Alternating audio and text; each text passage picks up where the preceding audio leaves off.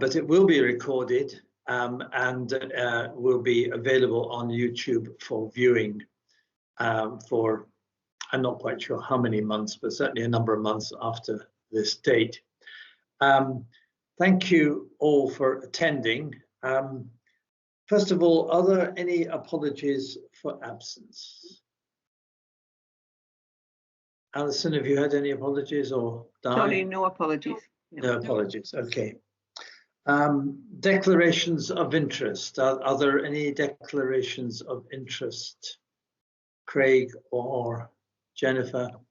No. Not for me. I do have a declaration of interest to declare, as I have a connection to item number 9, place-based investment funds, proposed funding associations, as I'm a director of the Black Isle Partnership.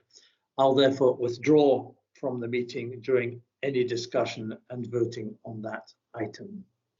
And before continuing on to agenda 2, I'd like to make an announcement that an urgent item of business on road safety concerns on the Black Isle will be discussed at the end of the meeting following that item on place-based investment funds.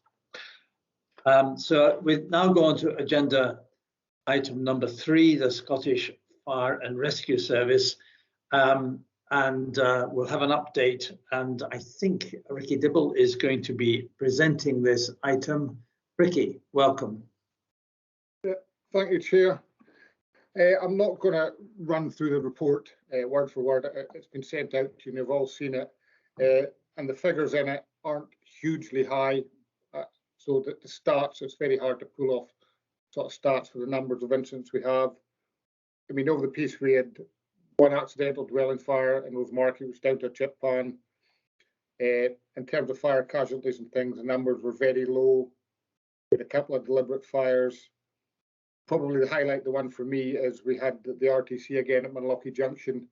Unfortunately, we've had a few of those over the last 14 months or so, with 3 fatalities, I believe, just the weekend past there. Although that wasn't the actual junction, it's that same stretch of road, and I know it's something that they're looking at, and there's proposals in place to deal with it. In UFAS incidents over the reporting quarter, we had 5 incidences. 3 were at the children's home, and there was 2 in a sports pavilion with a smoke detector going off. So not huge numbers, and again, we're working with the occupiers not to try and keep these down. The availability of the Fortrose appliance was 76% over the quarter, and that was really good, and the crew working really hard because I've got a shortage of drivers there. Fortunately, I've managed to get one of the last recruits to come in, Laura Lambert. She's now passed her blue light driving course, so we've got an additional driver, which will give us much more availability. But on the flip side of that, I've got a crew of 7. I've had 1 resignation that's going to come up in March, and I'm potentially losing a retirement in the summer. So recruitment's a challenge. So I would really like you as councillors, if you can push that in the area to see if we can get folk interested. I held an event there in July following one of the house fires in Fortrose, and we put it in the local social media, and we had quite a number of people. We had about 20 people come down and met the crew, and we had a good chat, and it was all quite informal. But unfortunately, it didn't lead to any applications for various reasons. We had discussions, and I have got 1 recruit in the system at the moment. He's going through the medical side of it, but I think we're going to get a little bit of a pinch point there. So any support with recruitment would be very, very welcome. Thank you, Ricky. That's noted, and very important, obviously, to have these retained forces on tap and with plenty of recruits, and we'll certainly pass the word around. That'd be great, thank you. Yeah.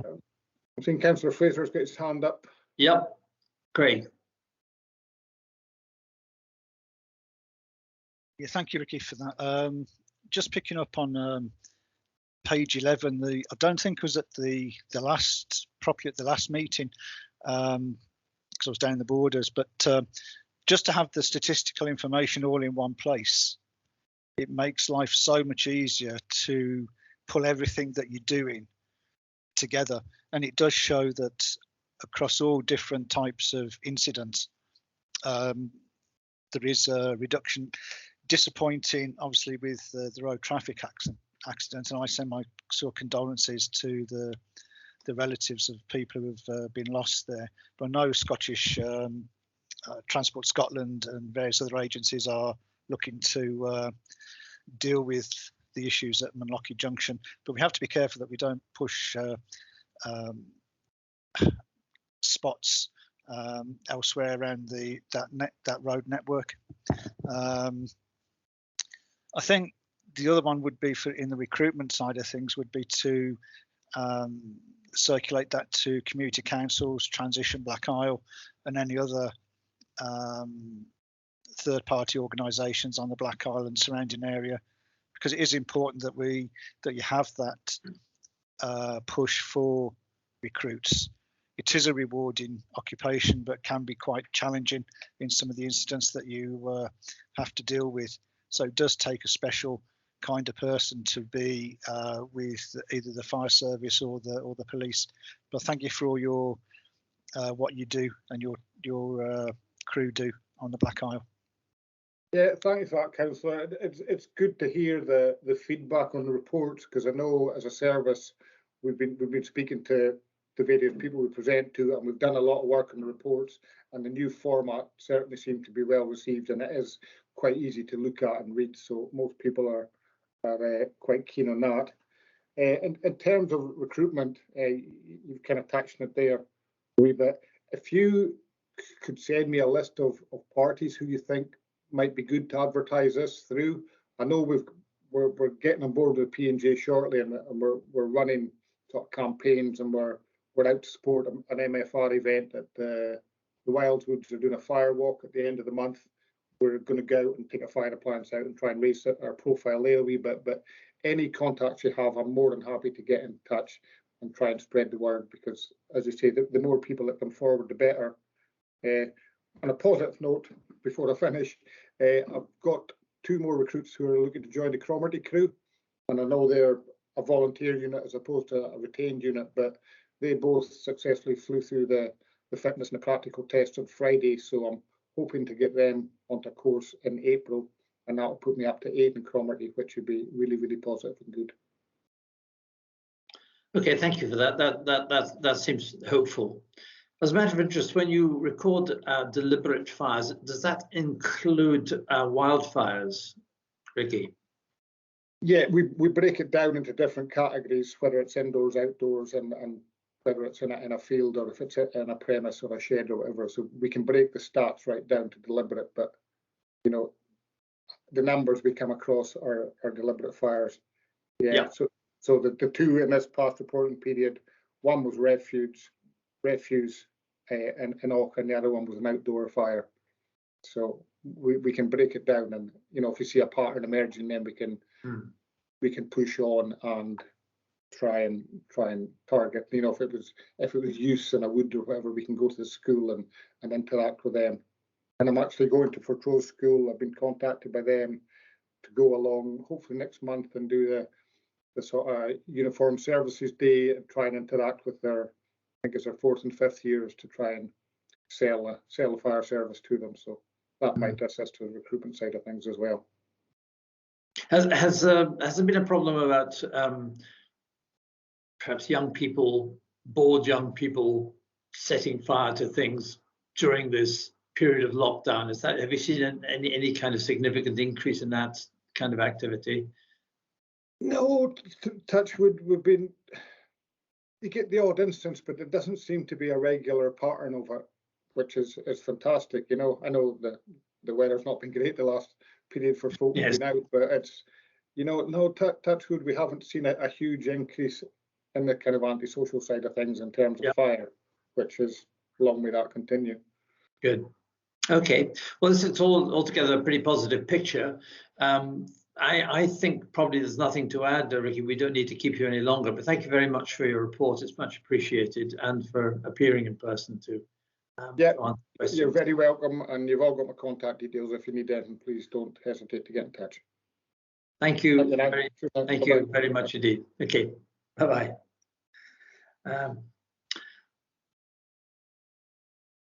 We'll move now to item 4 on the agenda, which is a presentation by Dr. Emma Robertson on the Dingwall Newton Room, the Science Skills Academy. Emma, hello. I can see you there. Yes, nice to see you. Thank you very much for coming along. And you're going to tell us a bit about the Newton Room, which I think certainly is something of interest to me, and I'm sure to many others as well. So the floor is yours. Thank you. Perfect, thank you. So I'm going to share my screen with you. And let's see. There we go. So hopefully, can you see the title slide now? Yes, indeed. Thanks. Perfect, thank you. So yeah, my name's Emma Robertson and I'm the project manager of the Science Skills Academy. I work for Highlands and Islands Enterprise. The Science Skills Academy, I'll give a brief introduction to it because I'm not sure if the councillors will know of the project that well, but I can go into more detail at a later date if you'd like more information on it. So we are a STEM education programme that's delivering science, technology, engineering and maths programmes to children across the Highland Council region. So the Science Skills Academy, it's led by Highlands and Islands Enterprise, although it's very much a multi-partnership project. And you can see we work closely with SDS, the Highland Council, High Life Highland, the UHI and NHS Highland. So the project, we have all of our funding through the Inverness and Highland City region deal. We got £3 million of funding. That was from April 2017 until December 2020. And our funding came through the Scottish Government funding routes.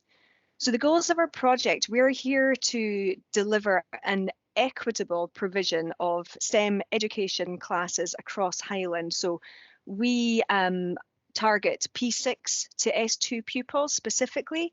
The reason why we work with this age group is that it's been shown by various studies that when a child is very young, they're very enthusiastic and engaged by STEM. But when they get to this P6 time of their life, that enthusiasm and engagement may start to dwindle a bit. So we're getting them at this stage, interacting with them at this stage before they pick their nationals, in the hope that we can keep this enthusiasm and interest on the STEM subjects going and encourage them to consider studying STEM subjects for their nationals and beyond. So we want to deliver an equitable programme across Highlands. We also want to raise awareness of the various STEM careers that there are in general, but again, in particular in Highlands and Islands. So to show young people, their parents, their teachers, all of the opportunities that there are in the region, and also the various pathways into these opportunities. And also the third goal is to attract other deliverers, other STEM deliverers into the region. So bringing people from the Central Belt, for example, to Highland and encouraging them to deliver across the Highlands, not just in one specific part, but across the region. So if we look just briefly at this package of STEM delivery, so we want to use the infrastructure that we have, which I'll show you some images later on in the presentation. We want to use our infrastructure, our networks with the teachers to get a whole package of STEM activity across the various age groups. So we promote our work to P6 to S2 pupils, but by working with other STEM deliverers, hopefully we'll get that wide range from early years up to senior phase. We'll also be encouraging people ourselves and other deliverers to use our infrastructure for extracurricular activities. We have been delivering teacher CLPL and then also family and community events. So the way that we are going to do this is through the Highland Newton Room network. And so this is our infrastructure of Newton Room buildings. We opened our first room in Thurso, followed by Fort William in 2019. And we have also a room in Inverness, in Dingwall, and we use a pop-up facility for the more remote and rural schools. So we've used this pop-up for Skye and Loch Alsh. We've met all of the P6 to S2s over there. We're currently in Granton at the YMCA in Granton and Spey. and we will be moving down to Kincraig to see the Kinusi associated school groups in the next couple of weeks. So each Newton room has its own staff member, a STEM engagement officer we call them, and that person is really important. They are the ones that are delivering to the young people, but they also get really good contacts with the school teachers. So they have regular communications with them. They all get to know the teachers, which makes really good, strong contacts across the region. We also have a core team of 3 people. So myself, the project manager, April Conroy is our STEM engagement manager, and we have a project coordinator, Sue Emery. So this is our staff. When it comes to the promoting STEM careers, we work closely with employers throughout the Highlands to again promote important STEM sectors that are regionally significant. So as an example, we worked with NHS Highland to create a health science module, and we worked with doctors of various degrees from NHS Highland to help develop this. We've also worked with the Scottish Alliance for Geoscience, Environment and Society, so SAGES, to create an outdoor activity that focused on the climate emergency and peatlands and peatland restoration, which of course is very important to the Highland region at the moment. We've also engaged with quite a number of other STEM employers throughout the Highlands and Islands to create online resources. So we have 7 sectoral videos that look at STEM sectors in general, the importance of them, what they're doing, linking what children do at school to real life applications. And we've got 21 STEM career videos, and this is talking to young employees from all of these different organisations, asking them what they do on a daily basis, what's their best bit about their job, and how did they get to that place. So the engagement with employers is very important for our projects. So when it comes to what we're delivering, they're called Newton modules. So these are full day activities. A whole class will come. So a full P6 class, for example, will come from say 9:30 till 2:30. So a full school day, they come with their teacher, and they're doing hands-on STEM activities. So the activities have been designed to be interactive, to have problem solving, teamwork, and they all focus, as I mentioned, on these key sectors. So for our primary 6 and primary 7s, we've been delivering robotics and mathematics. We've got health science. We're currently in the final stages of developing and about to start trialling a salmon and aquaculture Newton module. And for our secondaries, we've been delivering renewable energy. So we're looking at renewables in general, but then more so on hydro and wind renewables. We're looking at sustainable biofuels. So again, this link to the climate emergency. And then as part of our COVID response, where we were not able to see pupils face-to-face in our Newton rooms, we developed an outdoor activity. This tied up with both the Scottish Government's push for outdoor learning, and it also linked up to the run-up to COP26. So we focused on climate emergency and peatlands and peatland restoration. And we have a contract with Glasgow Science Centre, so they're developing a new space sector module for us. So this is looking at rockets, rocket launching, satellites, and data handling from what we're getting from these satellites. So if we look at our delivery to date, so we started delivering activities April 2019, when we launched our first 2 rooms. We started getting more rooms open. We had a full delivery team on board. We had nice full calendars. And then, of course, unfortunately, COVID happened and we had a lot of school restrictions over the last 18 months. So during that time, we used a lot of it to develop new activities. We switched from this face-to-face activities to doing online CLPL for teachers. We created STEM boxes, so physical boxes of equipment with lesson plans that we sent to every primary school in Highlands. So we switched to this different methods of delivery. But thankfully, since August this year, we have been able to interact with schools. So schools have been given permission to come to our Newton rooms. We've been seeing them face to face, doing what we have always wanted to do. So between August and January, we have actually managed to see over 4,300 pupils across our Newton Room network. So that's 200 sessions, over 200 sessions that we've delivered in that time frame to 101 schools. If we look at the programme in general, so this is back to round about 2019, again, bearing in mind we had 18 months of disruption to our delivery. We're close to 13,000 interactions with participants, and that's mainly our Newton modules. Some of this has been us delivering extracurricular or teacher CLPL, some public events. And then we have had about 400 external deliverers using our Newton rooms. These numbers, we're really happy with the Newton modules. We are delivering as much as we possibly can.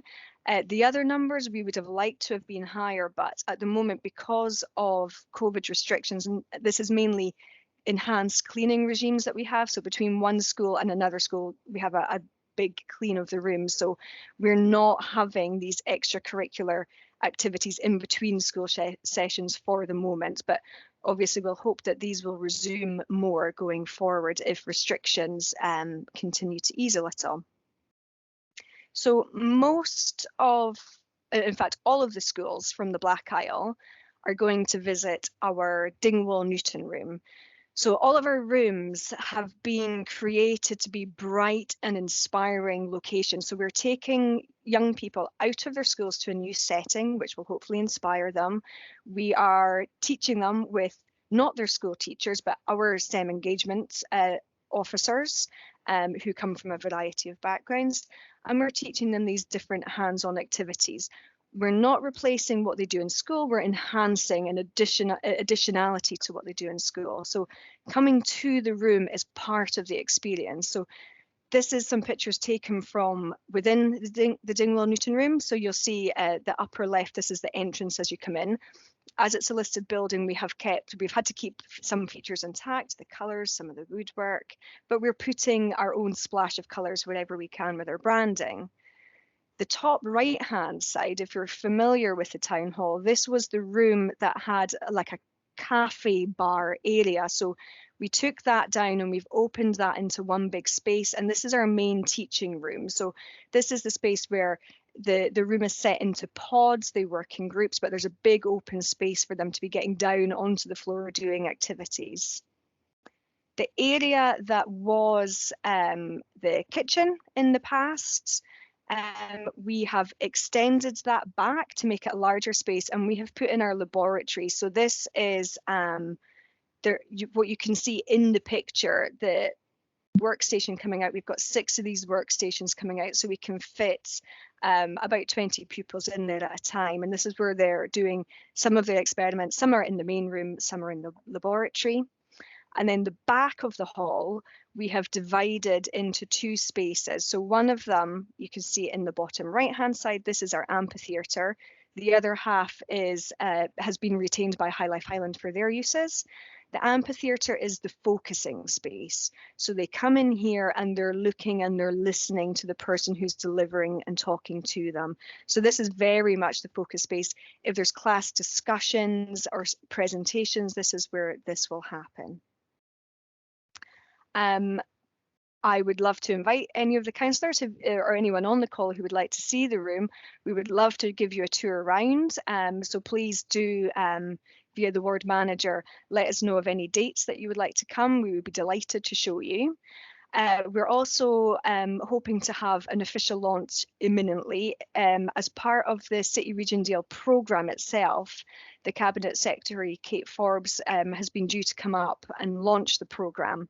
So going to the Inverness Castle, Inverness Town Hall, and then out to the Newton Room to launch it. Due to various COVID-related circumstances, it's been pushed back. So we are hoping to get that confirmed as soon as possible. So if we look specifically at Dingwall delivery, the STEM engagement officer there is Fiona Carroll, and she's done a fantastic job since she came into place. And again, since August of this academic year till date, she has engaged with 18 schools in her catchment area. So that was over 820 pupils, and she's delivered 44 sessions in that time. So from the Ward 9 schools, we've had Och Primary, Kilbokie, Cromarty, North Keswick, Munlochy, and then we've also had, I know they're not in Ward 9, but sometimes are classed as Black Isle. We've had Ben Wivis, Taradale go to the Dingwall Newton Room, and Bewley is actually in the Inverness Newton Room catchment area. So we have interacted with all of these schools so far. And again, since the beginning of the programme, Fiona has interacted with close to 2,000 participants. So again, you'll see this is a mixture of the Newton modules that we deliver. So the top 4 lines are our Newton modules. In the dark blue colour, outdoor maths and peatlands, this was our COVID response, sorry. As well as the bottom 2, which are in an orange text, Maths Week kit box and Space kit box. This was during lockdown. These were the physical boxes that got delivered to every school in Highlands. And then finally, if we look to the upcoming months, we have seen, although we had a full attendance pre-Christmas, we have obviously seen across the whole of the Newton Room network some cancellations as school classes have been sent home due to COVID, for example. So we have had some cancellations, but they do get rescheduled in. So again, from Ward 9, we do have booked in for the upcoming term, North Keswick, Tor, Ferrentosh and Mulberry. So they will be visiting us. We've actually had such a good response that we're getting additional staff in. So through the Highland Council, we're using supply teachers from their bank staff. So we do have a second Fiona delivering at the Dingwall Newton Room as well. So we can now deliver 5 days a week. We have had Dingwall Academy last week in 5 days, for example. And we're continuing to do improvements to the room. So in response to Scottish Government's recommendations of increasing ventilation, we currently are going through a listed building process to get to then go ahead and get more ventilation fans put into our laboratory windows. We are looking at improving some of the acoustics in the main room, and via the council there are going to be roof repair works to the building in general, so improving the building as a whole. So that's all of my slides. I'd be more than happy to answer any questions at all. Emma, thank you very much indeed. It was really fascinating discussion and presentation. As a matter of interest, in anyone, if I'm a student in P6 or P7, how many days would I get in a Newton Room per year, do you think? So per year, each class, P6 to S2 class, comes one time. So a pupil would come in once in P6, once in P7, once S1, once S2. Where we have capacity, once our STEM engagement officer has interacted with all of the schools, once we do then have the opportunity to go back and do extracurricular things. But we found our Dingwall room and our Inverness room, because they've got the biggest catchment area, the biggest number of schools, we do really need that full capacity to be able to see everybody once. But yeah, we do have additional programs where we will try and endeavour to have additional interactions with pupils. No, I just wondered if certain pupils had shown a particular interest in something, whether or not there was any capacity for follow-up. Hopefully in the future there will be. So we, although this is guided by teachers wanting to let their students do this, so we are in the very early stages. We have a collaborative project with Glasgow Science Centre, for example, with separate funding, where we're wanting to create a bigger programme with them. So along with Glasgow Science Centre, a school could sign up to, for example, an 8 or a 12-week programme where they would be doing things in class with their teacher, who we will have delivered a CLPL session to, and then coming to the Newton room is part of that programme. CERC, they lead on the Young STEM Leaders programme, which Young STEM Leaders programme, which again is a Scottish Government pushed and funded programme, which we are also in the early state, we are also developing a programme with them whereby coming to the Newton room, they get part of this award. And then if a school teacher wishes, we will provide them with additional work to do in the classroom to continue the experience.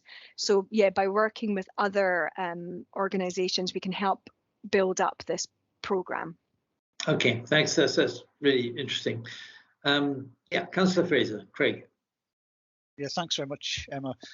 One thing I was picking up on from what you're saying is keeping the youngsters enthusiastic and engaged. And I know from online there's many scholarly articles that reinforce what you're actually saying there. The other point I picked up in your presentation was salmon and aquaculture. Now, being on the planning committee, I always refer people back to the aquaculture supplementary planning guidance and marine environmental protection. Now, my view is that there may be an opportunity for an additional module, or to have marine environmental protection across some of the modules there, because if we don't protect our marine environment, then the downside across the piece, from say peatlands to kelp forests to blue carbon, etc. So again, it's getting youngsters engaged at that early level with marine environmental protection. It'd be great if you've got any thoughts on that. Yeah, it is definitely something that we're aware of. Even, I guess we've called it salmon and aquaculture because it isn't just, that module is not solely focused on the aquaculture side of things. We also have engaged with the fisheries and fishery boards as well. So it is looking at salmon from different aspects. We have also interacted with what was formerly called Pbec Group, and again, as part of our aquaculture module, on the online videos that I mentioned earlier, we have featured 2 employees from Pbec Group. One is looking at the diagnostic side, and the other is from the environmental monitoring. So it is something that we are aware of. It's important to cover the sector of aquaculture from as many different angles as we can. Absolutely. Thank you, Emma. Are there any other questions? Jennifer, do you have any questions? No, I don't have any questions. I just think it's a wonderful thing that's happening. Thank you, Jennifer. One final thought from me, Emma, is I know it's early days, but I assume that you've got some systems in place to try and track the impact of the work that you're doing amongst young people. Has this sort of led to Damascene conversions from arts to science, new careers in the kind of things that you've been promoting? Tricky to do, of course, because you're talking about young people and there's lots of other influences on their lives. But very briefly, do you have any kind of thoughts on that? Yeah, you're right, very important and definitely a challenge to attribute to one project. So we have various ways that we will and are monitoring the programme. So we do have the post-event evaluations that go to both young people and to their teachers who attend the sessions, asking do they know more about a subject after than before? Are they more aware of careers than they were before? So there's that aspect of it. We will be having at the end of our programme a full external review with, again, more likely going to teachers to see the impact that it had on their class as a whole. Again, linking it to our goals, our aims of improving awareness and enthusiasm. We do also, we will and are monitoring the uptake, the attainment of STEM subjects, whether young people are moving on to further higher education, their careers. This will be done in collaboration with information we can get from sharing with the council or Skills Development Scotland, for example.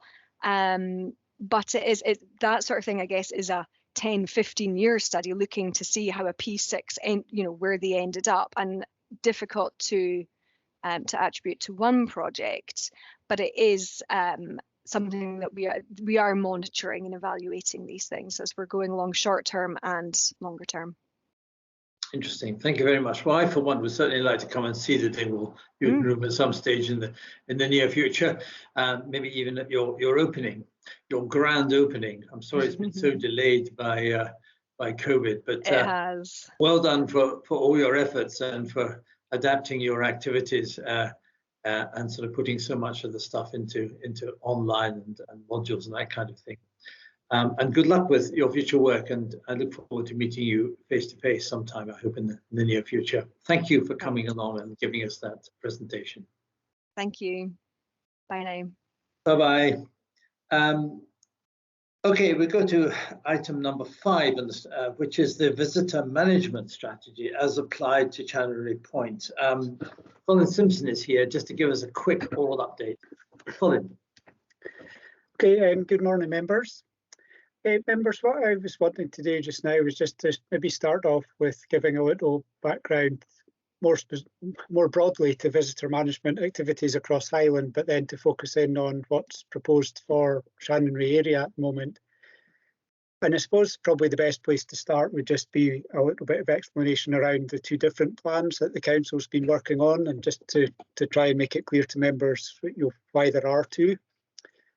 The first of those plans was what we refer to as our visitor management plan. That was put in place for summer 2021, and that was essentially about service delivery. So it was about minor things on the roads. It was about parking, public conveniences, employing access rangers, some public transport improvements, these type of things. But what it wasn't about was investment in a capital sense. That plan was put in place for summer 2021. Quite a lot of that work was delivered, but as I think as members here will be very well aware, there are some things still to be completed, most notably around Rosemarkie, some of the proposals for parking and traffic management around the waterfront there. We also took a report to our Tourism Committee on the 6th of December, and the committee endorsed the outline of a similar plan for 2022. Most of the activity in that plan really starts from April, when the new financial year comes into play. But at the moment, there's a little bit of tidying up of 2021 projects and some initial activity around things like planning activities and recruiting people like the rangers or the waste staff that will come into play later on in the year. So some of the work on the 2022 programme is underway behind the scenes, but the actual public-facing work won't start until April. One of the key parts of that, which I guess will be of relevance in this area, particularly in relation to Shannonry Point, is that within the recruitment plans for rangers and wardens is the proposal to have a warden dedicated to that area. The proposed start date for that post is the 6th of June, so they'll cover the main 4-month period from early June until the end of September. So that's the work that was proposed or is underway for the visitor management plan. But the other part of what I've been working on in particular is what's called a strategic tourism infrastructure plan. This is more looking ahead to the next maybe 2 to 5 years, and it's about capital investment in facilities which are perhaps not able to cope with the numbers that are currently trying to use them. What the council did with that plan was to do a fairly substantial public consultation. We drew down some national funding towards writing this plan, and we were asked to submit a copy of that to Visit Scotland by the end of January, start of February this year. So that went in literally just a week ago. On the back of that, we have the opportunity to apply for some design grants to work up some of the projects to a shovel-ready stage. And the expectation after that is that Scottish Government will be making money available in the 2023-24 financial year and beyond to actually deliver some of these projects. So essentially, we've been given a few weeks to apply for that design grant funding. If we're successful in getting that, we'll hear about that in March this year, and we'll then have a year to get all the projects to shovel-ready stage, planning permission granted, etc. And then the hope is that there will be funding to actually deliver them from April 2023 onwards. These are the longer term, more substantial projects. So if we need to, for example, build a new car park rather than simply doing some works to reline or reconfigure an existing one, that's the type of thing that would go into that plan. Within that plan, we'd identified 8 areas around Highland which we're defining as strategic hotspot areas. And in a broad sense, these are ones where there are multiple pressures at multiple points within that area. So there's some well-known ones, as you might imagine, like the Isle of Skye, where there are a number of pressure points, but there are also some much smaller, more compact areas. And one of those we've defined as being essentially the triangle Fortrose, Shannonry, Rosemarkie. And the idea there is to pull together into the plan one set of activities that would address the problems in terms of lack of parking actually out at Shannonry Point itself, but also some of the knock-on effects that that has into both Fortrose and Rosemarkie, and the additional pressures that there are in Rosemarkie itself, particularly with people who might be going to the beach, may not be going to Shannonry at all. So we thought it was important to pick up that wider area and recognise that whilst there is some overlap, there are actually also two very different markets, some going to Shannonry, some going to Rosemarkie. Now, this would be expected to complement what is being done through the visitor management plan. So as you're probably aware, our parking team's already working on things like creating the one-way system from, roughly speaking, the beach cafe entrance along as far as Hawkhill Road. There will be yellow lines, there will be better managed parking there. So these sort of things are underway anyway through the visitor management plan.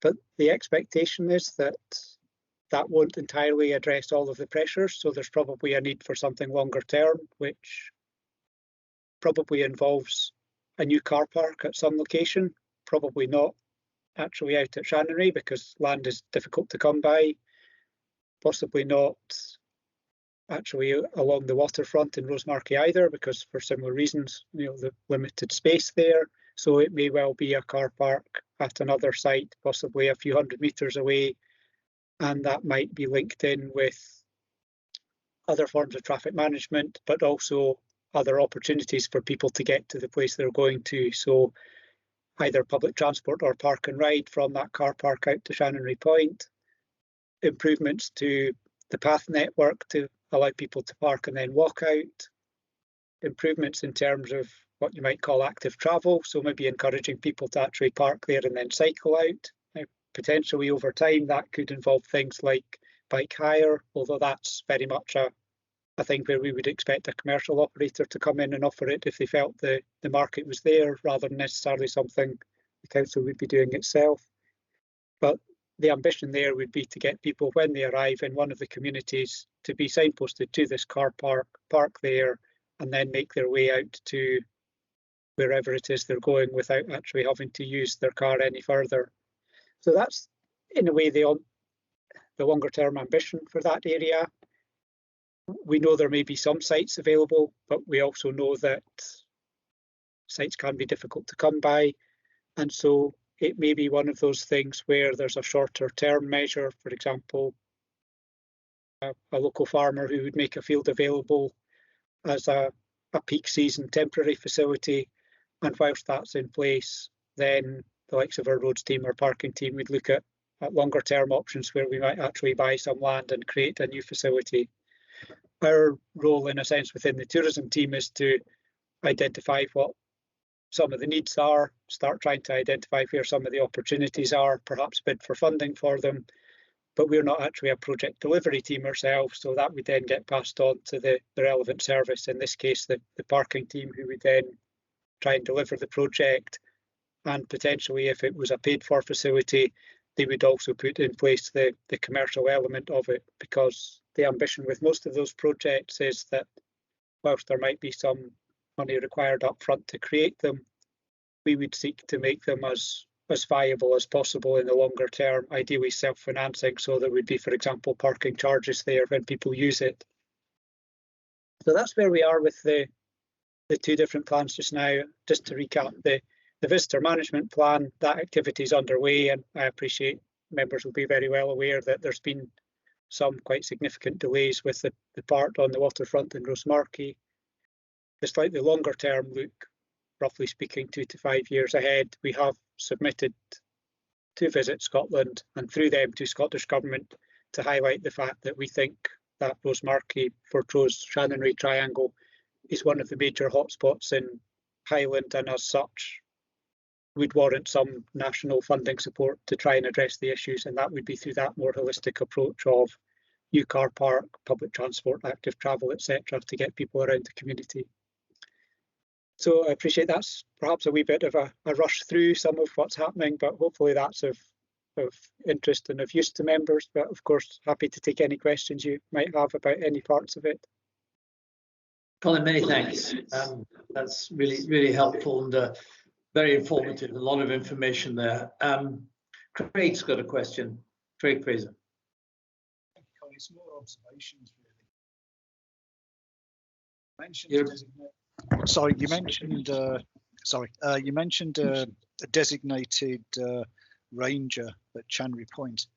I think that's actually critical, because from social media, when the ranger isn't there, there's a deterioration of some visitor behaviour.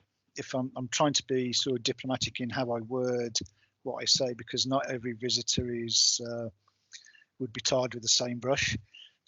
The other thing is that you know that from statistics we have 140,000 visitors to Chanry Point, which we also have a knock-on effect at the Fairy Glen, because that is a different environmental experience to people, and there's a lot of iconic creatures there. You might get a chance to see a dipper, which is an indicator species of cleanliness. But the other thing that is worth considering is that we could have a Black Isle environmental tourist route, because we've got so many different areas, such as Udall Bay Bird Sanctuary there, going across through to Cromarty. You've got the Eco Ventures out for the dolphins. Then you go through Fairy Glen, Chanry Point into Och with the dolphin there.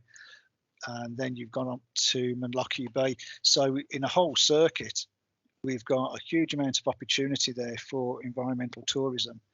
And you are correct to point out that because of the strategic nature of the Black Isle and Chanry Point and the various points of interest around the Black Isle, there should be funding from the Scottish Government. It's a completely sensible question to ask and to lobby for, because we want to encourage people here, but we want visitors to have an enjoyable visit while they're here, and improving the infrastructure, be it in loo facilities or parking, is critical to that. And I'm sure our committee would make sure that you have sufficient voice to escalate that to Kate Forbes and what have you.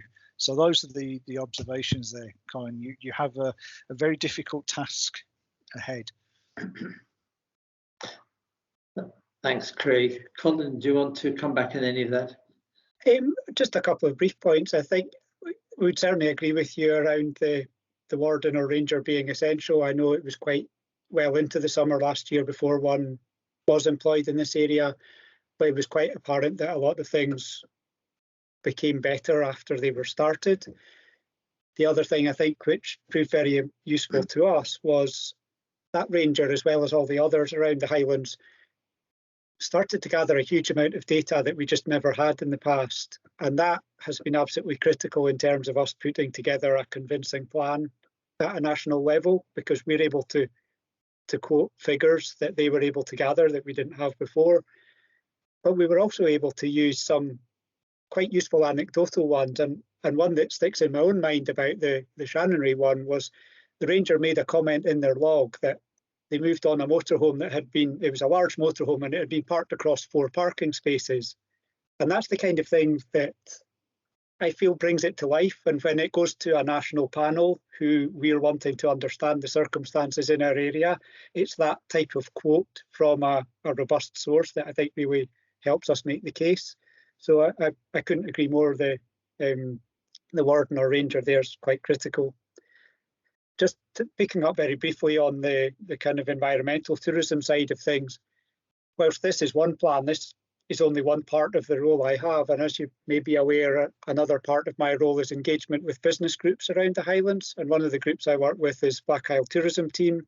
And I know they have some ambitions there to try and push that as being one of the attractive features of the area and trying to tap into that market a bit more. Clearly, it's an area that is right up there at a national level in terms of the dolphins. It's not just at a national level. Shannonry is arguably the best place in the whole of Europe for seeing them from the shore. So it does have that kind of recognition, but perhaps for one particular species. And I think the feeling amongst the tourism industry on the Black Isle is that that could be widened out a bit more, make more about the fact that you can see them in other places, make more of the fact that some of the bird life at places like Udall Bay is great. You mentioned the Fairy Glen, etc. So there is a bit of work being done by the business group there to try and push that as being one of the reasons to visit the area. And we'll certainly assist them with that as best we can. Thanks, Colin. I think there might be a certain amount of local concern about the ranger not starting until June. There's an awful lot of pressure on Shannonry Point over Easter in April and May. This is something, no doubt, we'll be touching upon in the tourism committee tomorrow. But that I imagine will be a bit of a concern, and I'd be interested to know whether there'd be any kind of scope, any flexibility over extending that role for Shannonry, because it, as Craig says, it was a very key thing last year. Okay. Otherwise, I think it's very good to see the amount of thought and work that's going on in the background to address these issues. There's always going to be frustration that stuff is not done more quickly. But you know, there have been well recognized and understood pressures on your time, on of course COVID, the consequences of COVID in terms of getting contractors and so on. But you know, I think that your team and your colleagues deserve a lot of credit for the amount of work that's been going on to think ahead, both from the point of view of the Black Isle and more broadly in the Highlands, to try and look at where the pressures are and how they can best be handled, and trying to lever funding to be able to do this pretty expensive work. So thank you for all of that. Jennifer, is there anything you wanted to contribute? Yes, I would just like to say the difference that the ranger has made is just great. And also, I think if we could bring it a bit more forward to maybe even May, you know, I think that would be a great help. Thank you. Thanks, Jennifer. Okay, Chairman, if I could maybe just pick up on that point, I suppose what I should have said is that from 6th of June, that would be a dedicated ranger for Shannonry. There was a top-up, as some of the members may know. We got the funding we had for the ranger service topped up from a national source last year, and the indications at the moment are that that's not likely to be available for 2022. So we have a smaller budget to work with. So Philip Waite, who's managing that team, has been trying to in a way, juggle things a little bit and allocate the resources in different tiers, some right from the start of the season through to some who are only there for a much shorter spell at peak times. But whilst there's the dedicated one, then we will have the wider team of rangers at other times, and there may be the opportunity to deploy them to Shannonray at certain times. So it could, for sake of argument, be Saturday afternoons if that was known to be a busy time. So although there may only be a dedicated warden for that shorter period, the wider team also cover quite large areas and may be able to be deployed there at some other times. Thank you for that clarification. Colin, many thanks for your contribution, much appreciated. See you tomorrow. Okay, thank you. Bye-bye. Thanks, members. Bye-bye. Bye-bye.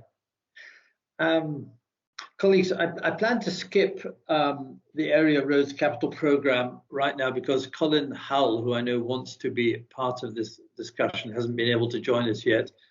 So we're going to go to housing and specifically garages.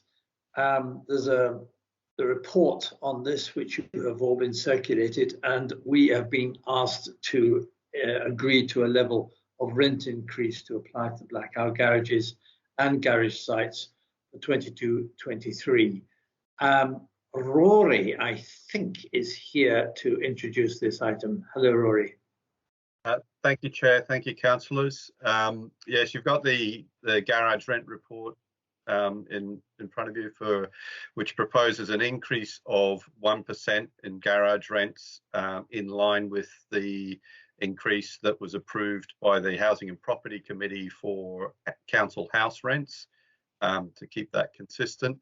The decisions about garage rents have been devolved down to area committee levels, and so we're asking councillors to consider that increase. You'll see there's a couple of tables comparing an increase of 1% to an increase of 1.5%.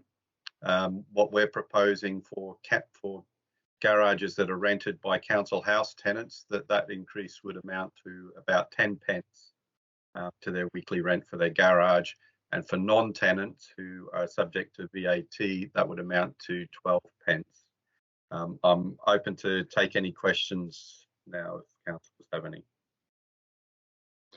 Thank you. Are there any questions? Craig? Yeah, thank you, Roy, for this. Say is that if we're asking, I know it's only a very, very small increase there in sort of 10 and 12 pence. There are some of the maintenance of the garages leaves a bit to be desired.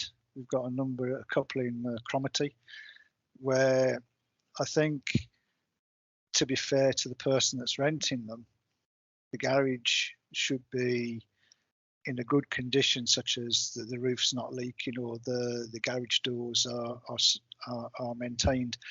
So that was the only thing, because a lot of people do appreciate the garages, even if they have to walk to them a short distance.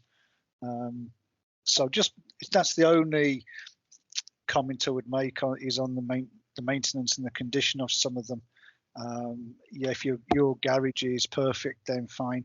But if it needs a little bit of work, I think we need the tenants to actually articulate that to ourselves, and then we can have a view and see what we can do for them. Yeah, Colin Sharp from Housing. Yeah, thank you very much, Chair. Councillor Fraser, if you give me the details of that tenant, I'm more than happy to look into the concerns that they have and address any concerns that they have. We try at present to carry out repairs, and for our void garages as well, we look at where the most demand is for those garages prior to investing what can be significant funds. You know, I mean, a garage door is around about £1,500 to £2,000, you know, so it is a significant amount of money that we're paying out for these. But I absolutely 100% agree, if a tenant has a garage that has a problem, they should report it, and we will see what we can do to get that resolved. Thank you. Thank you, Colin. Any further questions? Anything from you, Jennifer? No, nothing, thank you.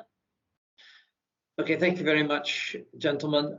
What do we would you like to do? Are we going to agree to a a 1% or a 1.5% rent increase.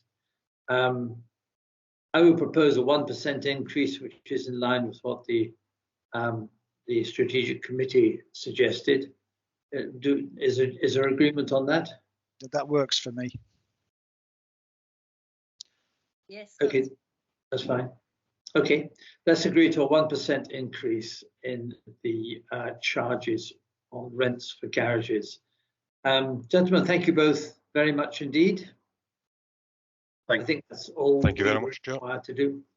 Thank you, Chair. Thank you, Councillors. Bye. Thank you.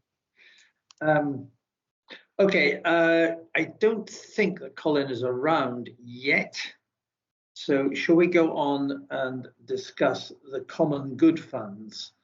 And we have again circulated reports on that, and we are invited to note these reports. Di, I hand over to you. Well, the reports are in front of members. It's to note the Common Good Fund annual report for 2021. The appendix is at the back. And also note and scrutinise the position of the Cromarty Common Good Fund as shown at Q3. And also to approve the budget for 2023.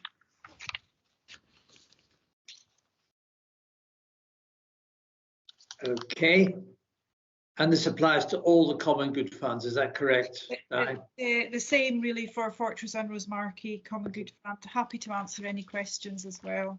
Okay, does anyone have any questions about these reports? No, they're fine by me. Yeah, they seem pretty straightforward to me as well. I don't think, is everyone happy to note these reports? And scrutinise them? Okay, thank you very much, and thank you, Di, for all the work you do in managing these funds. That's much appreciated. Thank you. Okay, do we have Alan Webster? Alan is not called in yet. We could do the place-based funds, which is me. Right, place-based funds in that case.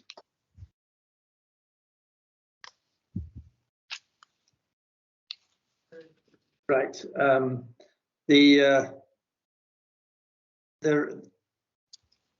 This is where there's item 9. Is that correct? Yes. This is item 9.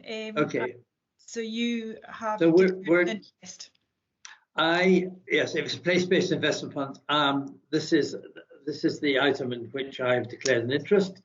So I intend to switch off my camera and my microphone and leave the room. And I'm going to pass over the chair to Councillor Fraser. Thanks, Gordon.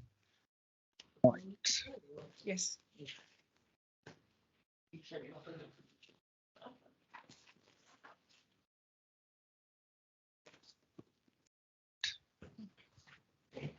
Right, are we good to go then, Di? We are good to go. Yes, Councillor Adam has now left the room in the office next door. Wonderful. The place-based investment funds, the proposed funding, having read the report and discussed at ward meetings, was the committee is invited to consider and agree the proposed 30,000 allocation of place-based funds to the Black Isle Partnership towards development of local place-based plan for the Black Isle. The one point I would like to make, now that Gordon's left, we're actually not quorate. So as we're not quorate, I understand that this would need to go to the Highland Council of approval. Could you keep me straight on that one there, That's Di? confirmed. Yes, that's correct, Councillor. Yeah, it would are you okay? Before Highland Council. Right. Are you okay with that, Jennifer? Yes, that's okay. Thank you. If you'd like to make a recommendation to Highland Council, councillors. Right. So basically the recommendation would be the Black Isle Partnership development of local based plan for 30,000. I think that's basically it. It's okay to call Gordon back in now there, Di? Yeah, unless you've got any questions for me. No, I've got no questions at all. It seems pretty straightforward, that one. We do need to make sure that the Black Owl Partnership allocate that. I'm sure from previous experience they'll do a good job with that funding. We will be monitoring it closely as well. Wonderful. Okay. We'll just get Councillor Gordon Adam back in. Wonderful. Go in, Gordon.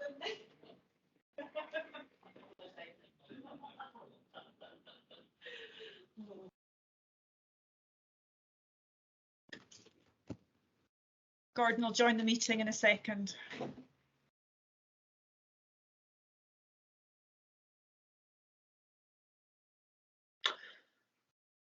Thank you, Councillor Fraser, for taking the chair for that item.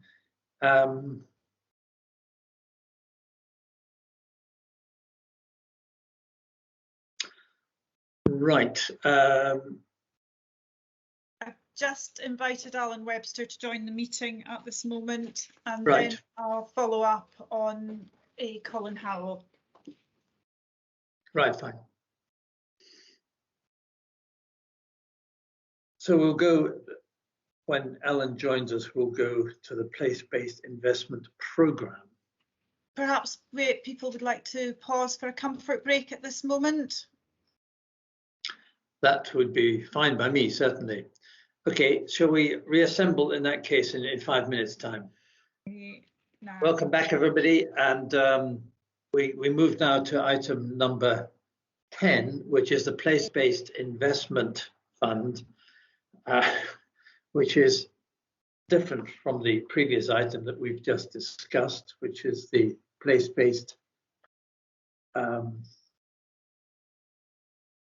sorry, we're now talking about the place-based investment program as opposed to the place-based investment fund. Place-based investment program is formerly known as a town centre fund, and we are being asked and invited to agree to investing £40,000 of this grant in the Cromarty community campsite, and agreeing to invest £30,000 of this grant in the Pbec Green Centre. The grant's delegated authority is Chief Executive Chief Officer, Infrastructure, Environment and Economy, in consultation with the Area Committee Chair, to allocate any uncommitted PBIP, that's Place-Based Improvement Programme grant, to approved beneficiaries in the event that additional investment is required. Number 4, we've been asked to agree that the Council write to the Scottish Government to request permission to carry over the value of any uncommitted grant into 22-23 and agree to invest an additional £14,269.56 in the refurbishment of public toilets in Rosemarkie and Fortrose to address unforeseen eligible expenditure incurred by the grantee. And finally, to agree that the Council will write to the Scottish Government to request permission to carry over the Town Centre Fund underspent of £31,877 into the 22-23 budget, and that a report is brought back to the next committee of the Black Owl Committee, outlining the Scottish Government's decision and any associated recommendations if the response is favourable. Right, that's your introduction, Alan. Would you like to explain a little bit about the decision making in the background to all of this? I'm here. Thanks very much for that. I apologise for the paper being a wee bit disjointed, trying to cover 2 funding sources within the one item, but I thought try best to kill 2 birds with one stone in this regard. As you're aware, the Scottish Government have given the Council just under 2 million place-based investment programme. A wee bit confusing given the Council's running its own funding source of a similar name. It is capital only. It's a 5-year programme that the Scottish Government are operating, but we only have a 1-year grant award letter just now for 21-22. E&I Committee agreed an area distribution methodology as we did with the Town Centre Fund before, basically using the same calculation that the Scottish Government did to distribute the grant nationally to all 32 local authorities. That resulted in Black Owl Committee being allocated £97,100. You'll recollect that late last year, via emails, members expressed a wish to run a challenge fund. That's the recommendations that you see before you in terms of the projects that you've had applications submitted for. We opened up the process on the 29th of December. It closed on the 19th of January. There was 2 applications and the total grant amount requested was £70,000. An extract of those applications are appended to the report. The Town Centre Fund, we're going back a wee bit now, but just over a year ago, you will remember that Bids Committee at that time agreed additional items of Town Centre Fund expenditure. 2 of the approvals were for projects that covered your own committee area. Rosemarkie and Fortrose Trust were awarded an additional 25k to allow them to complete the refurbishment of the toilets, giving them a revised budget of 44,000, and an additional 71,364 was also allocated to the North Keswick lay-by improvement project, and that gave them a revised budget of just over £100,000. I don't propose to comment on sections 3, 4, 5, 6 of the report. Background to the programme has been provided in email briefings. So I'd like to just jump quickly to section 7, which looks at your place-based investment programme applications.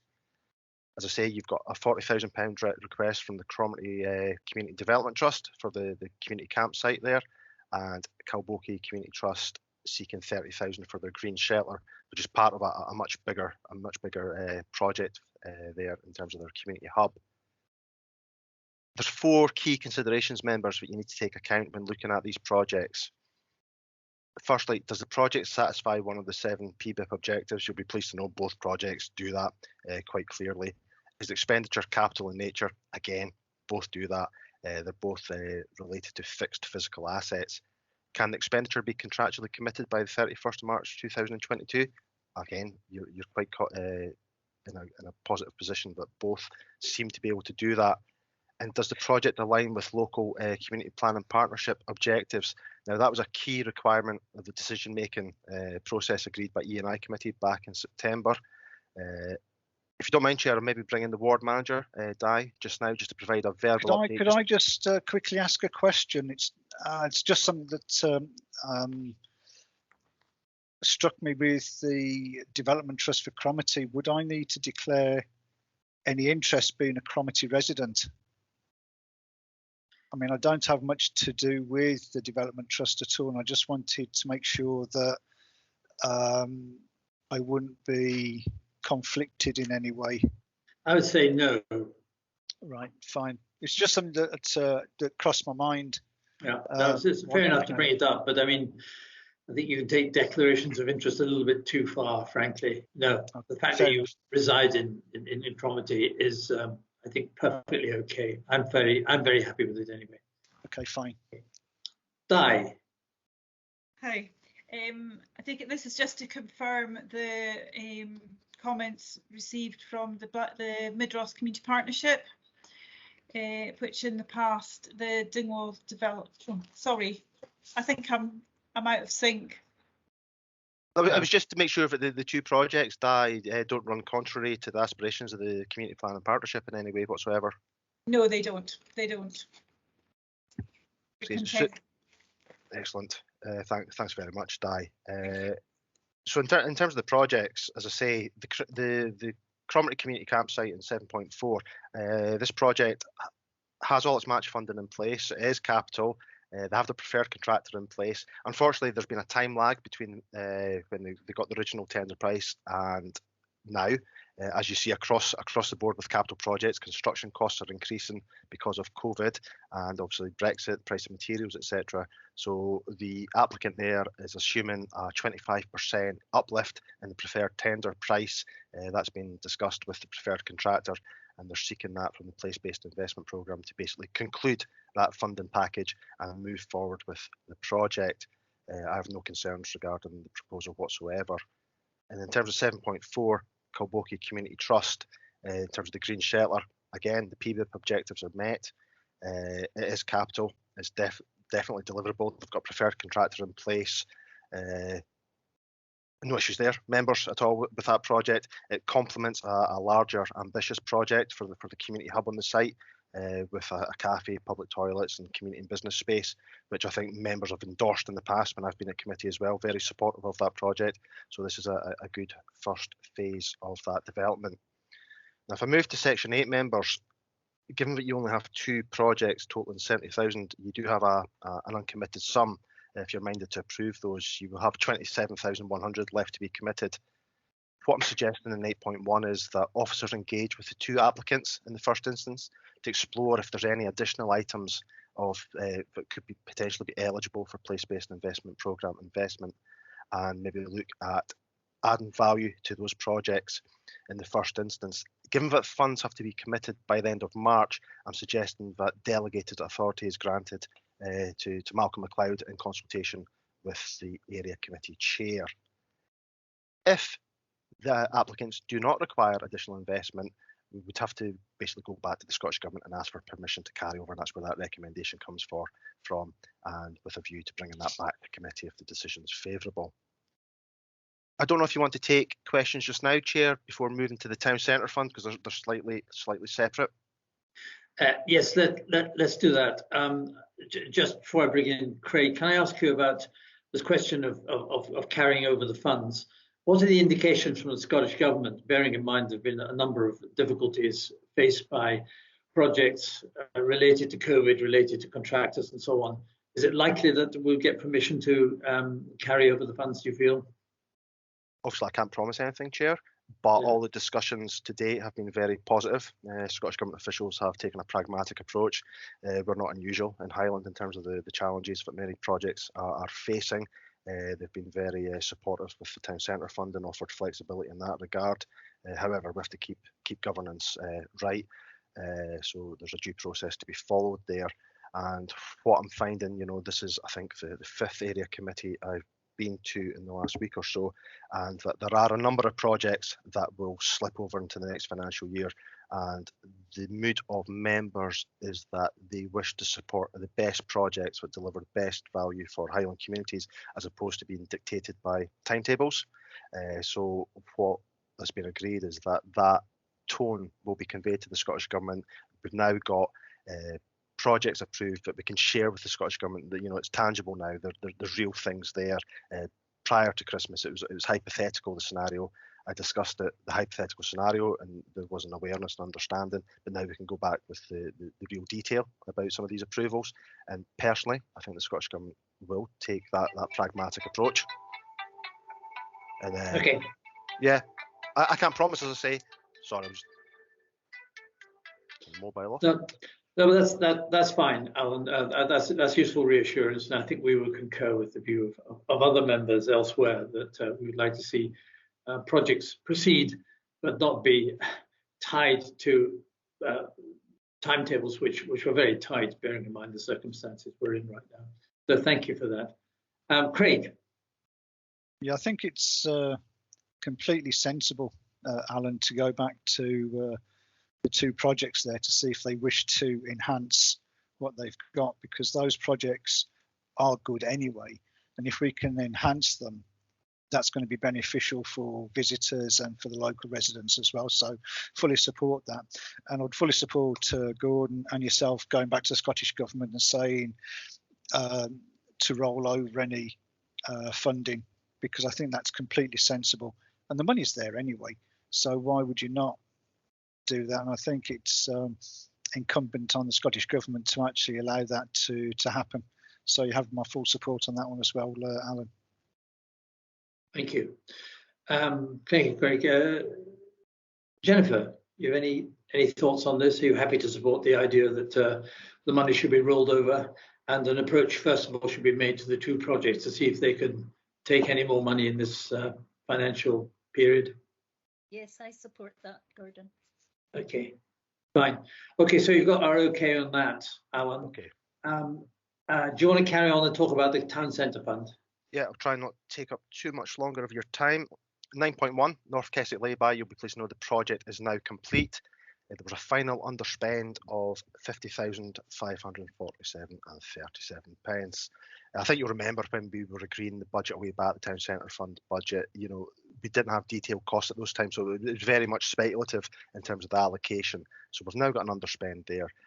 The Rosemarkie and Fortrose toilet refurbishment project, again, was in a similar position when funds were agreed, that there was a bit more development work to be done, costings to be developed, and that project is now complete, but well over budget. The final cost is now £62,669.56, which, as I say in 9.2, is a significant overspend by the grantee that needs to be addressed urgently, as they don't have funds to pay the final invoice just now.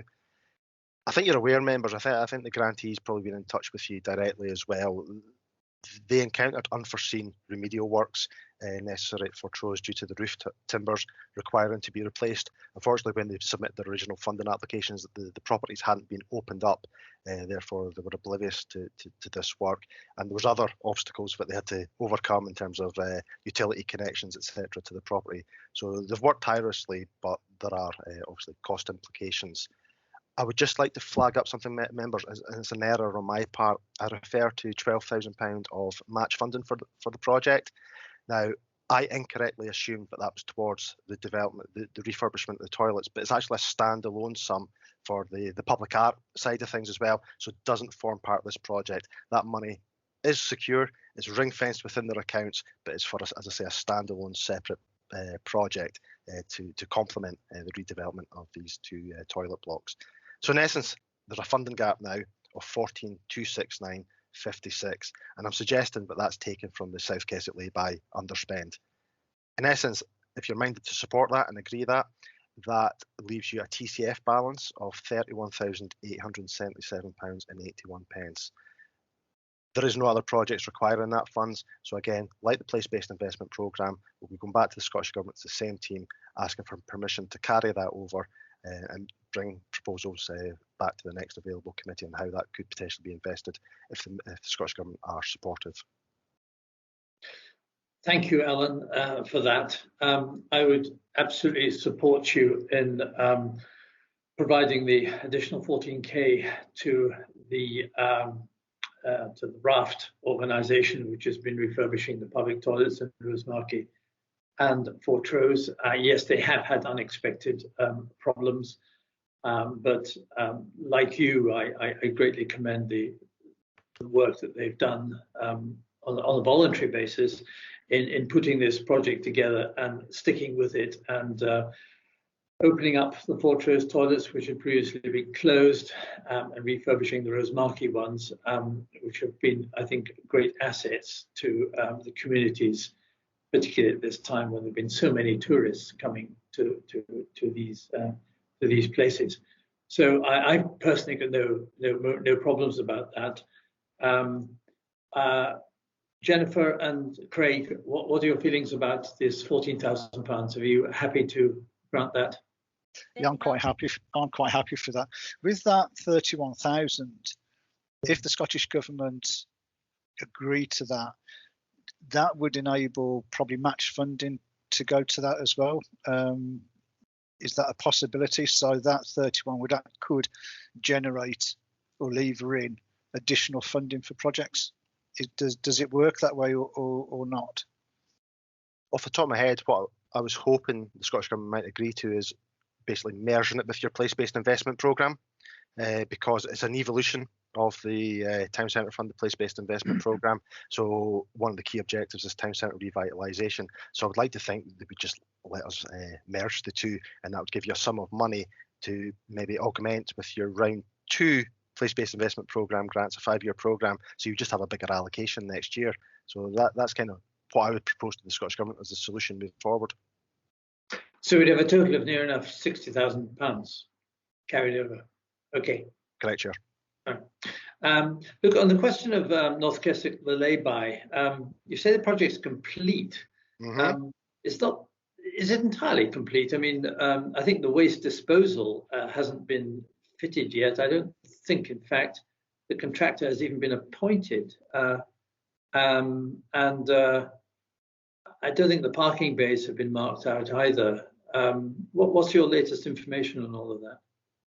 The works have maybe not been complete, Chair, but I'm under the impression that all works have been contractually committed, so there's a purchase order in place or the contractor has been appointed. So I'll double check that, Chair, just to make absolutely sure before we take any money away from that underspend.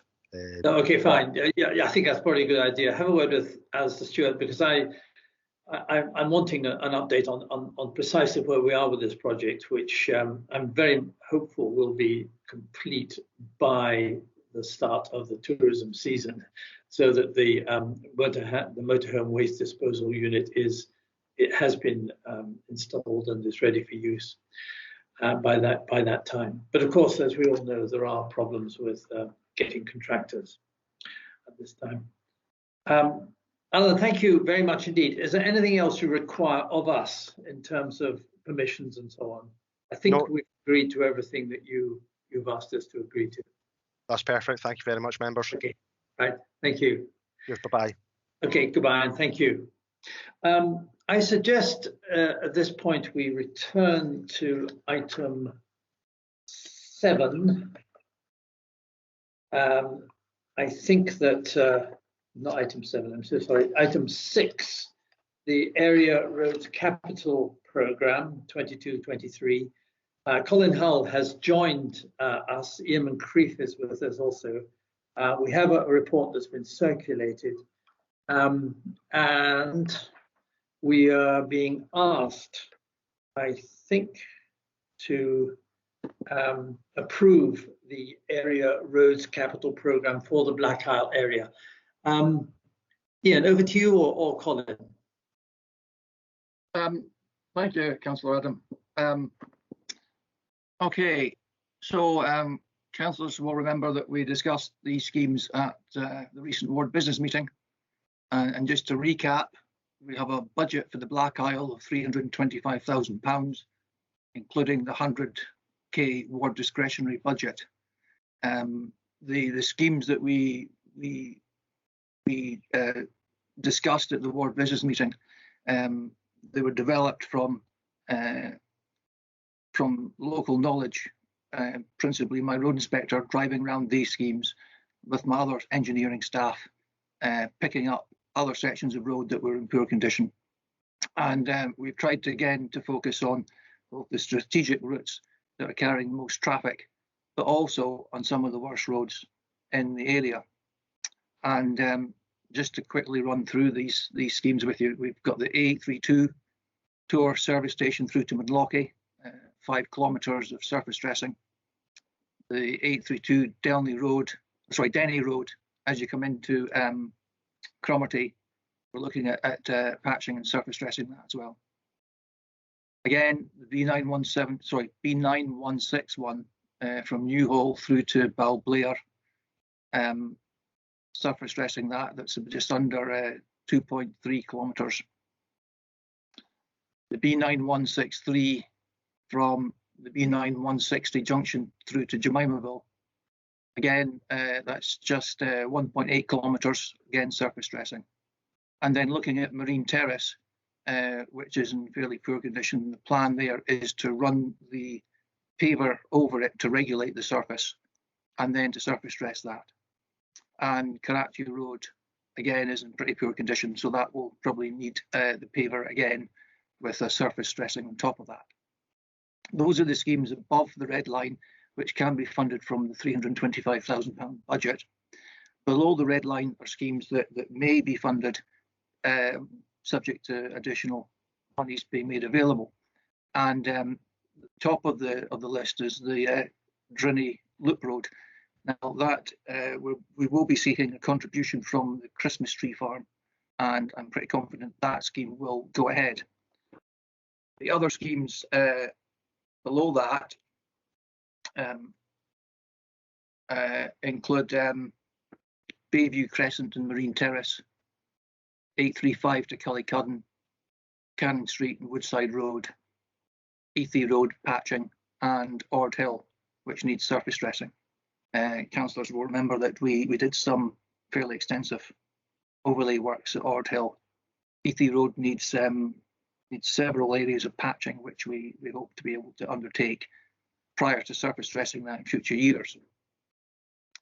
I think that summarises the programme, and I'd be happy to take any questions. Thank you. Councillor Fraser.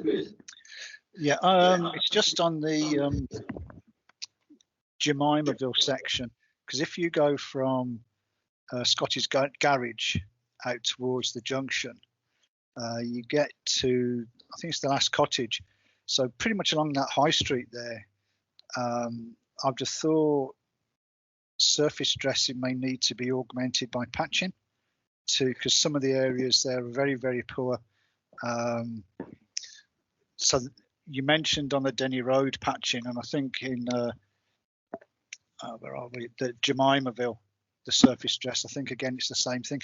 From dealing with you and working with you in the past, Ian, that you do go out and do patching where appropriate before you surface dress, because what we've had before you were here, surface dressing would take place, and yet the road surface wouldn't necessarily be appropriate for surface dressing.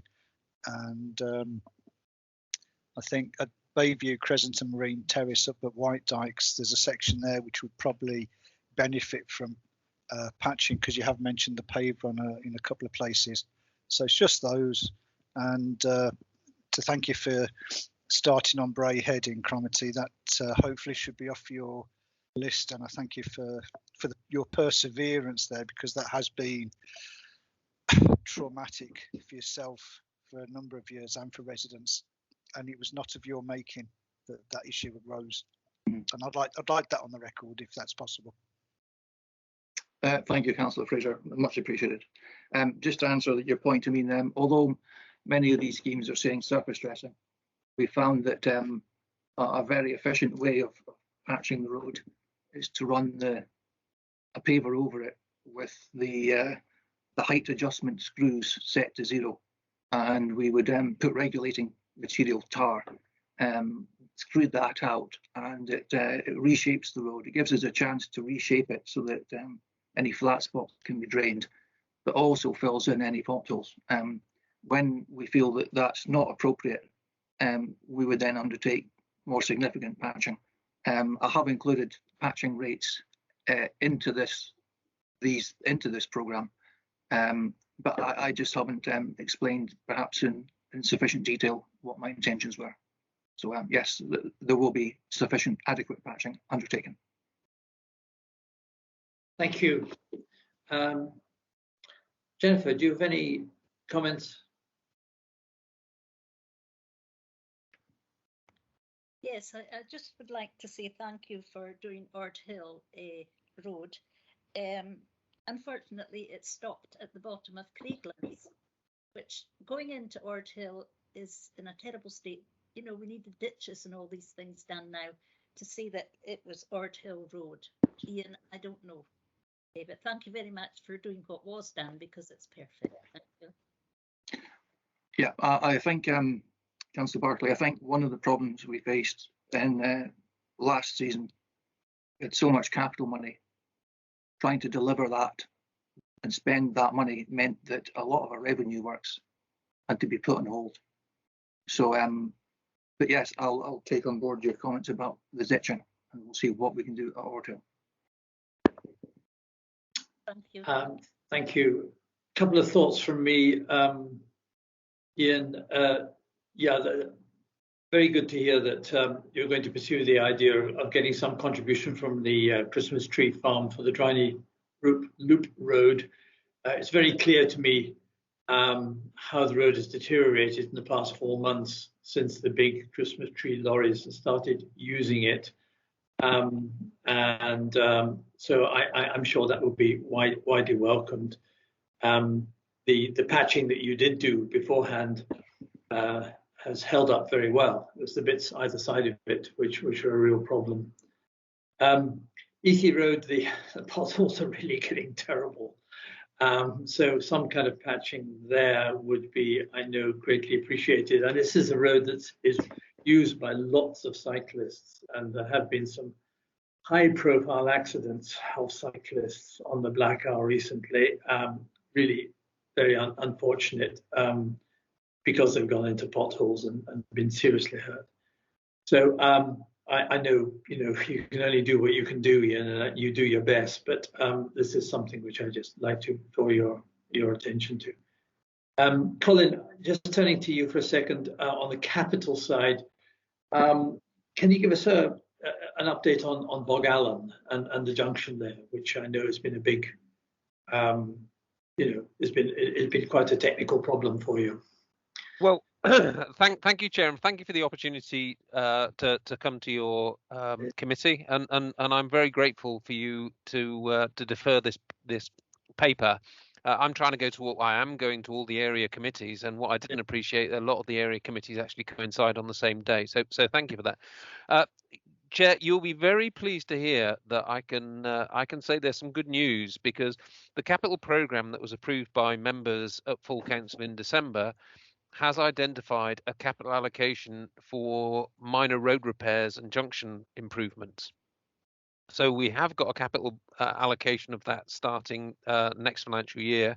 So what I would propose, as soon as we've developed proposals for the Bog Allen Junction, which I understand are being developed, we actually have a funding mechanism that would allow us to spend the money that was allocated on your local roads from a budget that's actually allocated towards junction improvements.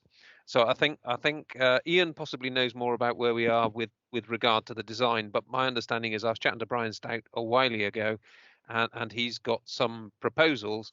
What I would say is we've actually now got a budget allocation that would enable us to allocate those funds and release some of the ones that we've actually earmarked for that junction going forward. So hopefully that helps, Chair. Ian, can you give more of an update? Yes, I can give you some more of an update. Brian Stouts has already started a design for that. It's fairly well advanced. We've met to discuss it in detail, and we're now looking at land acquisition to if you're going down the hill, it's on the left-hand side. The scheme I had originally intended was to work within the land boundaries that that form part of the adopted road. But now that we're looking at a more significant, substantial scheme, the decision was taken to try to acquire the extra land to twin track it the whole way, as opposed to just improving the actual junction. So I'm fairly confident that's going to go ahead. Certainly the design is well developed.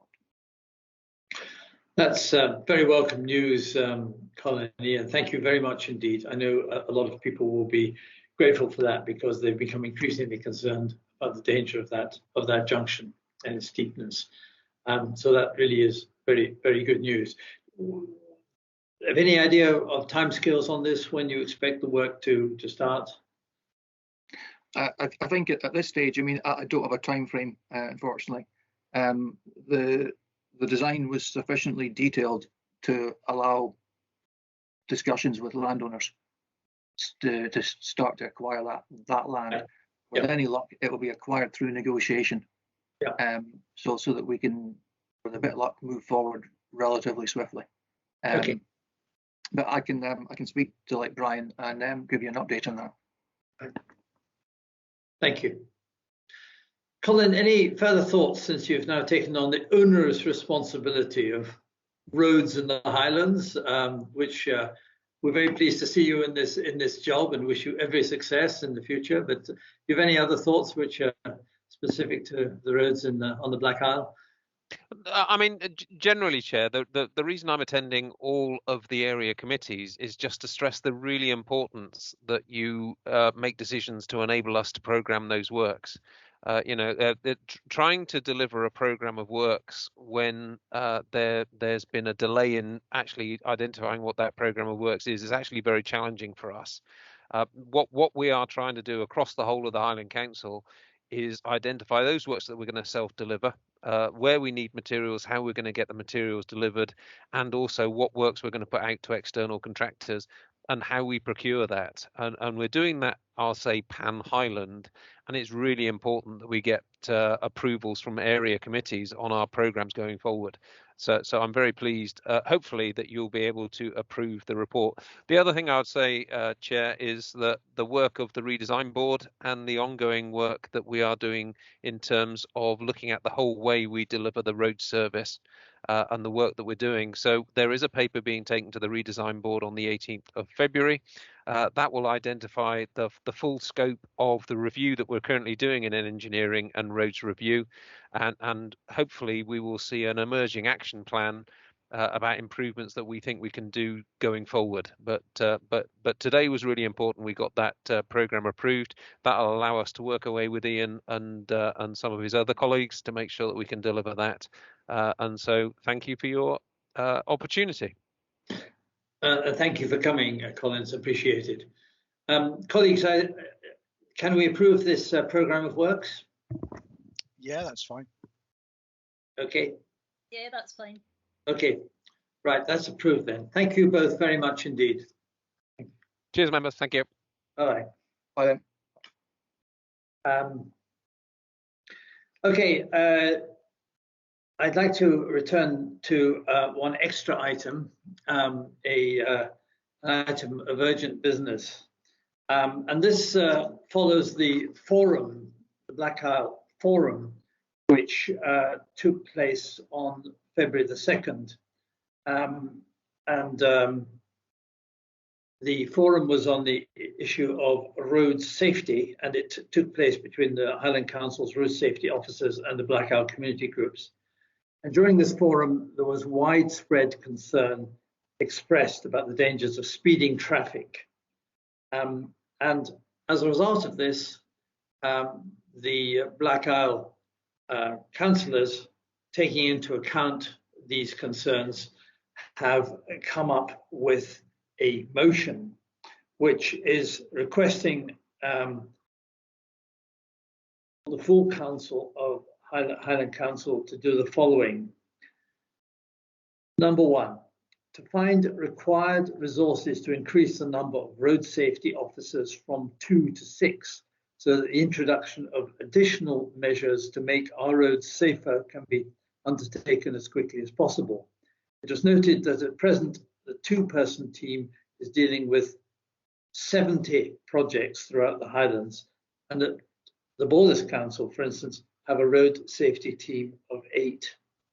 Secondly, in response to the Fortrose and Rosemarkie Community Council's request, a survey of traffic speed in Rosemarkie is undertaken as soon as possible with a view to introducing traffic calming measures, including a 20-mile-an-hour speed limit as required. Thirdly, to initiate surveys and other research involved in assessing whether a maximum 50-mile-an-hour limit on the Highland Council roads on the Black Isle would enhance road safety.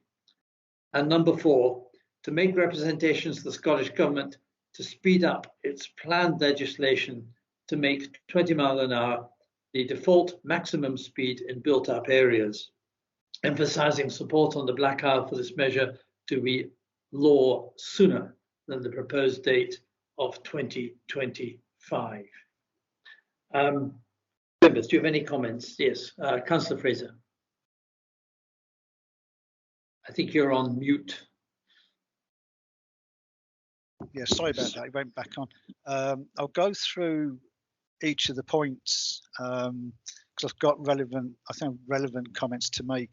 On point 1, regarding it's actually a lack of persons there. I've said on many committees, does the officer have the resource, both financial and in manpower, to deliver what we're asking them to deliver? And if they haven't, then senior management at Highland Council need to make that resource available to the team. Now, I travel to the Borders on a regular basis, and especially down to Hoyk. And what I noticed over last year was many of the towns there, such as Selkirk, Hoyk, Galashiels, Stowe, you can go from a 60 mile an hour straight to a 20 or 60, 40, 20. And I asked people in Hoyk how that was received. And they said, well, it was enforced. And from our ward forum, there was the Borders have found that there's been a significant reduction in speeds around those areas. I think it's more sensible to have 20 mile an hour in our towns and villages. Point 2, Fortrose and Rosemarkie. Again, we could go through each village and town on the Black Isle, and if you look at Fortrose and Rosemarkie, if you come into Rosemarkie from Cromarty, just change. All that needs is a change from the 30 to the 20, or if you're coming into Rosemarkie from Fortrose at the 40, when it goes 40, you just change that to 20. Now, if the borders can do that with temporary traffic orders, why can't we do that on the Black Isle and around Highland? Point number 3, a maximum 50 mile an hour on the Black Isle. I think this would be potentially contentious, and that's why we need to have the research to make sure that if there is a safety element that can be proven, that is, I would think, more Black Isle residents may be accepting of that. I've sat at 50 miles an hour, say along the Cullycutton Strait. I've had people come past me doing very inappropriate speeds. Same as when I've been, if I was doing a little bit more, say doing at 60 as a trial. People come past me at significant speeds, and it's really driver behaviour in areas. But I'm more concerned with getting 20 into our villages, both for safer routes to school, for children, for people who are disabled, and that means not including in wheelchairs, because some people who are less able may not be in a wheelchair. Number 4, I think that's a reasonable thing to do to make representation to the Scottish Government. We have there's the UK 20s Plenty campaign, so there's lobbying going on at Westminster Government as well. So I think you could join up the 2 campaigns there to get that into to happen sooner, especially on the Black Isle, where we know from talking to our community councils there is a definite I'm trying to think of the right word, a definite requirement being fed back to us as councillors to get these speed limits down in our villages.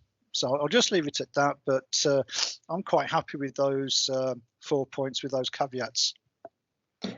Thank you, Craig. On your second point about temporary road traffic orders, all I'll say is that we did take advice at the time when this was considered from the road safety team, and they felt it was better not to go down that route, because after these orders have expired, they'd have to go through the whole process of putting them into a permanent state, and that takes a very long time, typically over a year, which is why it is so important that the 4th item on this is taken up, that the Scottish Government makes 20 mile an hour the default speed limit for built-up areas, which takes away a great deal of this bureaucracy, which enables stuff to be put in place permanently. Mark. Yeah, it's just a very quick request, members. I may have already had sight of that proposed motion. If I have, I've lost it somewhere. Could I just get a copy of the wording? It would be very helpful. Thanks. Yes, certainly. It was a late item. It would have, in fact, been a motion to the council, to the area committee. It would have been tabled in time, but for the fact there was a storm, and the forum had to be delayed by 2 days, so it missed the deadline. For that reason, it was introduced as a late item. So you possibly haven't seen a copy of it, but I'm sure that Di will send you on the script, Mark. Well, that'd be grand. It's just so that we're able to sort of do the work in the background to, hopefully get you the kind of answer that you're looking for in relation to that motion. Yes, and indeed it will have to be referred to council. It'll be a starred item, particularly in respect of the first and fourth points, increasing resources to allow 6 to take on 4 extra road safety officers, and make further representations to the Scottish Government to speed up its planned legislation to make the 20-mile-an-hour speed limit the default speed limits for built-up areas.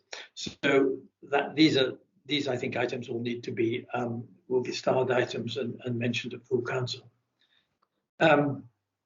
Jennifer, do you have any comments on this? Yes. I think you've just muted yourself again, Jennifer. Sorry. That's it. Right. Yeah. Right. Yeah. I think the first and the fourth, you know, I back those up very much. I do believe in the 20-mile-an-hour through villages. I'm a wee bit, I don't know about the 50-mile-an-hour speed limit in the Black Isle. Firstly, I don't know how we could keep a note of it, or what would we have to prove that people were going over that speed limit, as I know that people are going far further over the 70s. So that's all I think. Just know how we would keep a note of it. I think we slightly adjusted the wording on this one, Jennifer, to say that it's a matter of initiating research to see whether or not having a 50-mile-an-hour speed limit would actually increase road safety. And only if it was proven to increase road safety would it actually be introduced. So in a way, it's not, you know, introducing a 50-mile-an-hour speed limit the same way as we're thinking about introducing a 20-mile-an-hour speed limit. But it's simply to do the initial research to see if there's a real benefit in doing that. That's what we're suggesting right now. Thank you. Great. Yeah, I'd just like to say, yeah, we need the research for that point. But the other thing that, this is slightly off topic, is that whatever we decide, we need to make sure that the new councillors coming in aren't pushed into a corner where they're having to deliver what we've agreed without sufficient investigation. So that's the only thing I would say on that. But no, we need research first, because I do say it would be a contentious decision to make. Right. Colleagues, then, do we have agreement on this motion to take it forward? Yeah. Yes, I'm getting nods from Craig and you, Jennifer. Okay, fine. Right, we'll take this motion forward and refer the relevant bits of it to full council. Thank you both very much indeed. Di, I think I'm correct in saying, one other point, minutes. Just to note that minutes of the Black Isle Committee held on the 16th of November were approved by the Council on the 10th of December. And that, I think, concludes business. Am I correct, Di? Have I missed out on anything because we shuffled around the order a bit? I don't think you've missed out on anything, Councillor. Okay. Well, look, I'd just like to conclude by saying that this is likely to be the last Black Isle Area Committee that I chair. And I'd just like to say what a privilege it's been to chair this new committee and to see the progress that it's made in the past year and a half. It has been, as I say, a great privilege, and I wish my successor every good fortune in this important work. But I'd also like to thank my two colleagues for their support. It's always been a very friendly working relationship. And I think that I'm really hopeful that the relationship and the mechanism whereby community groups and the Black Isle Area Committee are working more closely together and are taking more account of the priorities expressed by the community groups and escalating issues which they feel are important to a higher level in council policy making. I think that is really important. I hope that continues, because the community groups do great work, and sometimes I know they do feel frustrated in feeling that their they're speaking out and nothing is happening. So thank you to my colleagues, thank you to all the community groups, and especially to officers. And if I'd had to pick out one, it would be Di, who for me for the past 5 years has been a huge support and does a tremendous amount of work. And I know she's greatly valued by the communities. So thank you, Di, for keeping me straight, at least most of the time. So thank you very much indeed. Right, with that, I will conclude business. I think probably the next blackout area committee will be in the term of the new council. So thank you all and goodbye.